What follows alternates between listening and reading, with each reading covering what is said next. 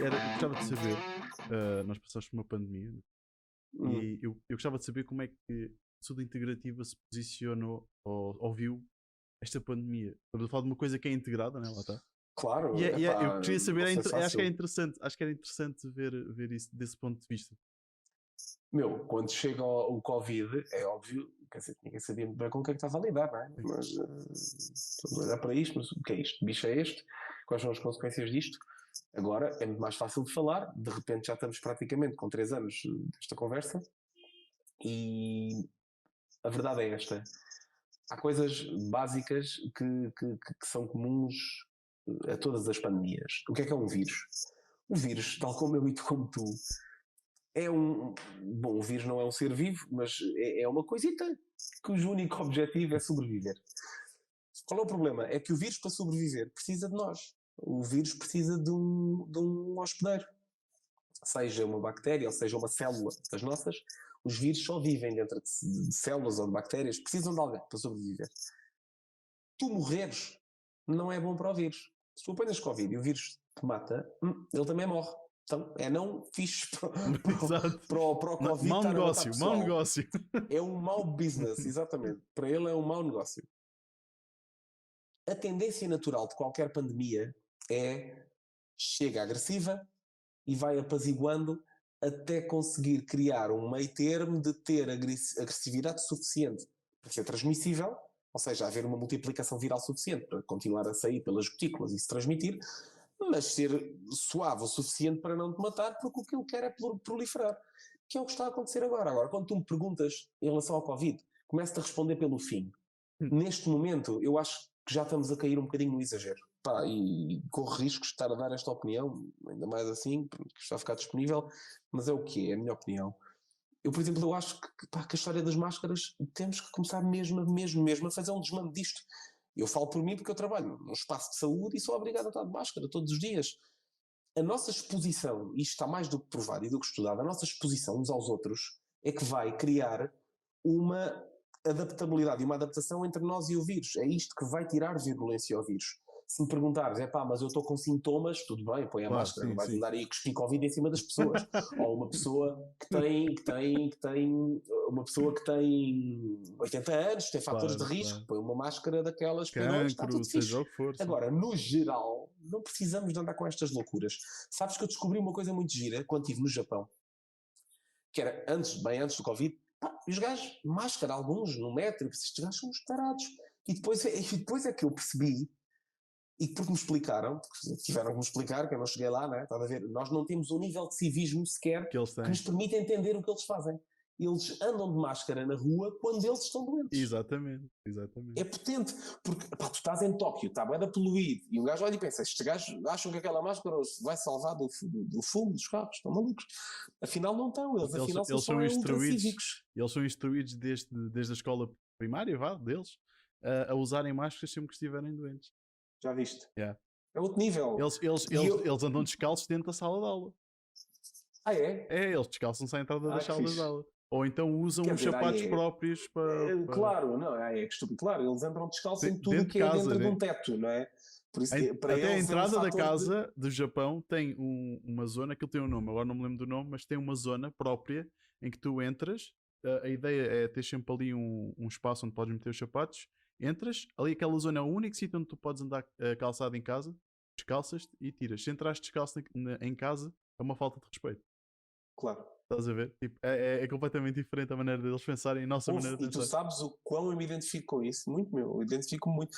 Eu percebi quando lá estive que para eles só a ideia de entrar em casa calçado é nojenta. Eles veem aquilo de uma forma mesmo, mas como? Com os sapatos que andam a pisar a rua, a caca do cão, depois andas na tua casa com aquilo. Yeah. E tem lógica. Eu também, em minha casa eu também não ando calçado, ponho os sapatos à porta. Mas identifico-me com isso. Acho que tem lógica, sinceramente. Não, mas é que imagina, tu és capaz, tu não andas, eu também não ando, mas imagina, tu vais calças, está à entrada de casa e pensas, porra, esqueci-me do telefone no quarto, tu não te vais descalçar. Eles descalçam-se de vir buscar o telefone. Mas vou-te dizer como é que vou. vou em bicos de pés, a correr, de género, assim, a correr como se isso minimizasse a contaminação, mas sim, não descalço, meu, esqueci-me de qualquer coisa, vou buscar no instante e volto, claro. A cena é que Mas eles sim, descalçam-se eles levam mesmo. isso ao extremo, Mas eu entendo, sabes, eles veem a casa como um templo. E a casa é um templo, não pode ser contaminada com a sujidade da rua. Está certo, eu acredito nisso também. Totalmente. Acredito nisso.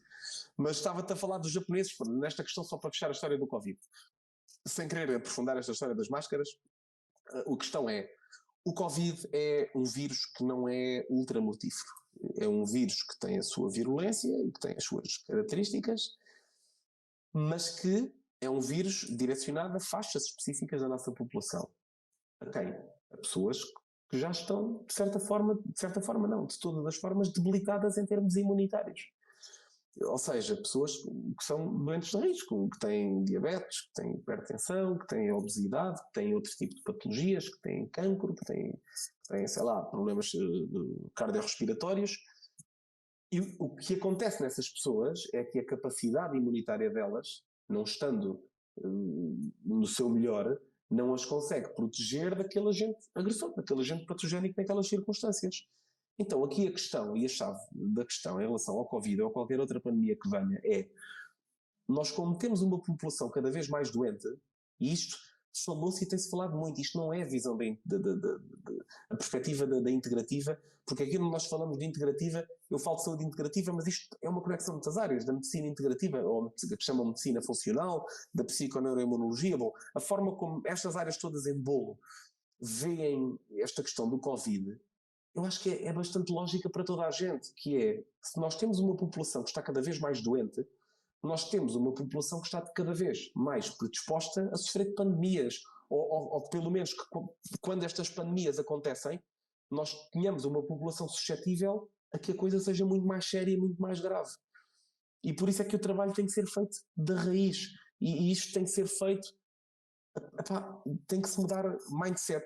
E isto devia vir a partir de cima, de leis que nos ajudem a trabalhar as crianças desde a raiz, nos conceitos básicos de nutrição, de necessidade de atividade física, de empatia e de amor para com os outros, para podermos levar vidas mais tranquilas, de desconectar os putos das porcarias dos tablets e dos telemóveis e ligar os putos às árvores e aos animais e a correr no campo.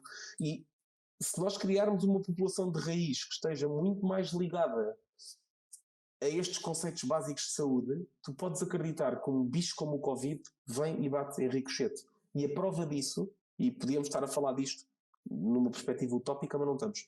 Porque quando nós olhamos para a forma como o Covid afetou determinadas populações do planeta, é drasticamente diferente a forma como foram afetadas a malta daquela zona toda, daquelas ilhas todas do Pacífico, das Papuas Novas Guinés e não sei o quê, da forma como os africanos foram afetados, os japoneses que foram muito rígidos, como eles gostam de ser, agora com esta história dos isolamentos e não sei o quê, mas peguem, vão ao Google e vejam quantos japoneses morreram.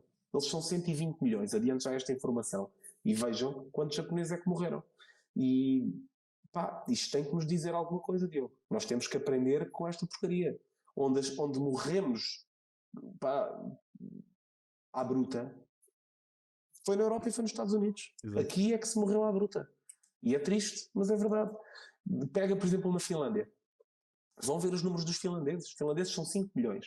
Eu a única coisa que vi na altura do Covid era ter uma perspectiva da epidemiologia. Tentei não me deixar contaminar por muitas notícias, porque cada um dizia a sua coisa. Então o que eu ia ver era a epidemiologia, que é quantos morrem, quanto é que e qual é a população e quantos infectados. E tu tinhas, por exemplo, na Finlândia e no Japão, níveis de infectados proporcionalmente igual a cá, ou seja, o vírus espalhava-se da mesma maneira, populações, umas maiores, outras mais pequenas, mas proporcionalmente números de mortes drasticamente inferiores. Porquê? Há de sair muita informação em relação a isto, é multifatorial, mas tem a ver com o estilo de vida. E por isso eu espero mesmo que o Covid nos ensine alguma coisa neste campo.